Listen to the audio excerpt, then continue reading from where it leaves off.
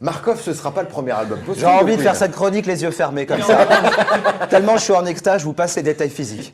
Ça fait plaisir. Enfin, un retour complètement inattendu. Il y avait déjà le Made in Heaven, un album qui était sorti d'album posthume. C'était ça l'album posthume, justement, qui avait cartonné. Donc, faut arrêter de penser que les albums posthumes ne fonctionnent pas. On a dit pour Jackson que c'était un scandale, que ça n'avait pas marché. L'album de Jackson, il a cartonné. Il y en aura d'autres d'ailleurs, puisque Jackson en a enregistré beaucoup. Pour Queen, on parle de 24 titres. C'est énorme, dont des duos, entre autres, avec Jackson, justement, avec David Bowie. Ça va être incroyable. Les enregistrements sont de très bonne qualité. Et quand on parle de Freddie Mercury et de sa voix, il faut juste l'écouter pour s'en rendre compte. Un petit extrait, vous allez voir, c'est juste sublime a cappella, quoi. La rentabilité, ce n'est pas l'objectif. Les éleveurs ne cherchent pas du tout à entrer dans une logique de profit. Leur intérêt, c'est de faire de la viande de qualité, vendue en circuit court. Et en tout cas, c'est ce qu'ils me disent, elle ne sera pas plus chère qu'ailleurs. Alors, elle est pas belle la vie? On passe de centaines de bovins tués par semaine à seulement 7. Oh! Allez tous ensemble, je vous écoute. Oh! Et alors, attention, vous avez bien entendu, il n'est pas question de changement de prix. Non, on fait pas le métier d'éleveur pour gagner de l'argent. On le fait juste pour la qualité de la viande. Tous ensemble, on le refait.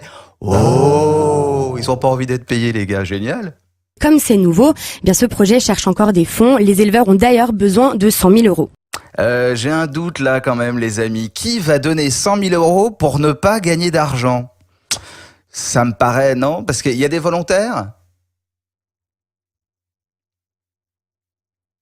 J'entends rien. On va repartir tout de suite pour 10 hits à la suite sur Énergie. Et pour démarrer, on écoute M. Pokora qui sera présent à Cannes le 13 décembre pour les Energy Music Awards que vous retrouverez bien sûr en simultané sur Énergie et TF1. Gaffe, il vous reste 3 jours pour voter pour lui sur energy.fr, à moins que vous ne choisissiez de voter pour Kenji en fait. Bon, je dis rien, c'est à vous de voir. De toute façon, Kenji et Matt Pokora, on les écoute tous les deux sur Énergie, ainsi qu'Ariana Grande. Tout va bien, c'est Markov, bonne matinée. On va parler maintenant de Laurent Ruquier n'en est pas couché, qui était de retour, puisque la semaine dernière, il y a eu le concours de l'Eurovision. Du coup, il n'y a pas eu l'émission de Laurent Ruquier sur France 2. Retour en baisse, là aussi, puisque l'émission n'a attiré que 1 230 000 téléspectateurs. Globalement, on peut le dire, c'est quand même l'année de la baisse pour Laurent Ruquier et On n'est pas couché. L'émission a eu un énorme buzz ce week-end avec un clash monumental entre Najat Vallaud-Belkacem, l'ex-ministre de l'Éducation, et la chroniqueuse sur le plateau Vanessa Burgraff. Celle-ci, la chroniqueuse, l'a accusée d'avoir fait une réforme sur l'orthographe, ce qui n'était pas du tout le cas, et Najat Vallaud-Belkacem était assez outrée. Regardez. Vanessa, je n'ai jamais mené de réforme de l'orthographe, c'est une fake news. Alors ça, mais c'est pas possible. Mais c'est pas vrai parce que dans l'école de ma fille, je suis désolée de vous dire, il y avait des dictées, mais on enlève la mais non, mais c'est pas possible. On enlève les petites Puis nous, on va vous laisser. J'en reviens pas.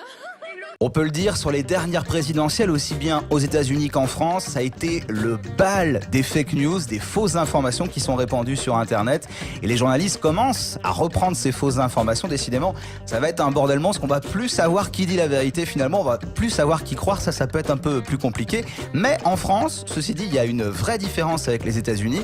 C'est qu'Emmanuel Macron a été le candidat le plus attaqué par les fake news.